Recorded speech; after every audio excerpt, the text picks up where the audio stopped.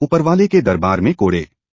एक राजा के पास एक नौकर था। यूं तो राजा के पास बहुत सारे नौकर थे जिनका काम सिर्फ महल की देखरेख और साफ सफाई करना था।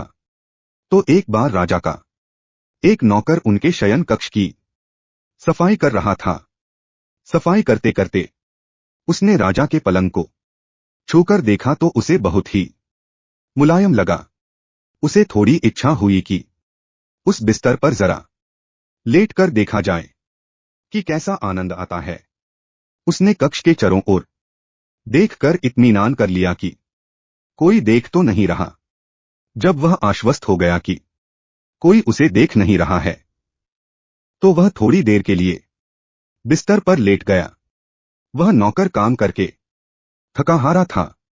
अब विडंबना देखिए कि बेचारा जैसे ही बिस्तर पर लेटा उसकी आंख लग गई और थोड़ी देर के लिए वह उसी बिस्तर पर सो गया। उसके सोए अभी मुश्किल से 5 मिनट बीते होंगे कि तभी कक्ष के सामने से गुजरते प्रहरी की निगाह उस सोए हुए नौकर पर पड़ी।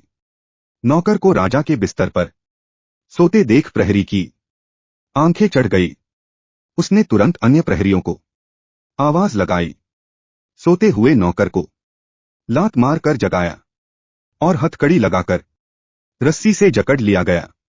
नौकर को पकड़ लेने के पश्चात उसे राजा के दरबार तक खींच के लाया गया। राजा को सारी वस्तुस्थिति बताई गई। उस नौकर की हिमाकत को सुनकर राजा की भाववे तन गई। यह घोर अपराध। एक नौकर को यह भी परवाह न रही कि वह राजा के बिस्तर पर सो गया। राजा ने फौरन आदेश दिया, नौकर को उसकी करनी का फल मिलना ही चाहिए। तुरंत इस नौकर को 50 कोड़े भरी सभा में लगाए जाएं। नौकर को बीच सभा में खड़ा किया गया और कोड़े लगने शुरू हो गए। लेकिन हर कोड़ा लगने के बाद नौकर हंसने लगता था। जब 10 से 12 कोड़े लग चुके थे तब भी नौकर हंसता ही जा रहा था। राजा को यह देखकर अचरज हुआ। राजा ने कहा, ठहरो। सुनते ही कोड़े लगाने वाले रुक गए और चुपचाप खड़े हो गए।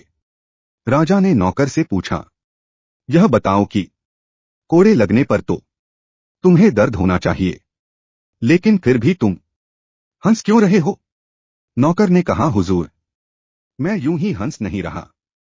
दर्द तो मुझे खूब हो रहा है, लेकिन मैं यह सोचकर हंस रहा हूं कि थोड़ी देर के लिए मैं आपके बिस्तर पर सो गया तो मुझे 50 कोड़े खाने पड़ रहे हैं।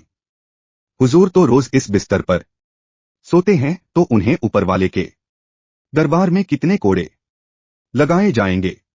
इतना सुनना था कि राजा अनुत्तरित रह गए। उन्हें अपनी गलती का एहसास हुआ और उन्होंने तुरंत उस नौकर को आजाद करने का हुक्म दे दिया। अगर मेरे चैनल पर पहली बार आए हैं तो मेरे चैनल को सब्सक्राइब कीजिए ताकि आप लोगों तक मेरे स्टोरी वीडियो का नोटिफिकेशन पहुंच सके। मेरे वीडियो को लाइक, शेयर, कमेंट कीजिए ताकि आप लोगों के लिए अच्छा से अच्छा वीडियो बना सकूं। जय हिंद, जय भारत।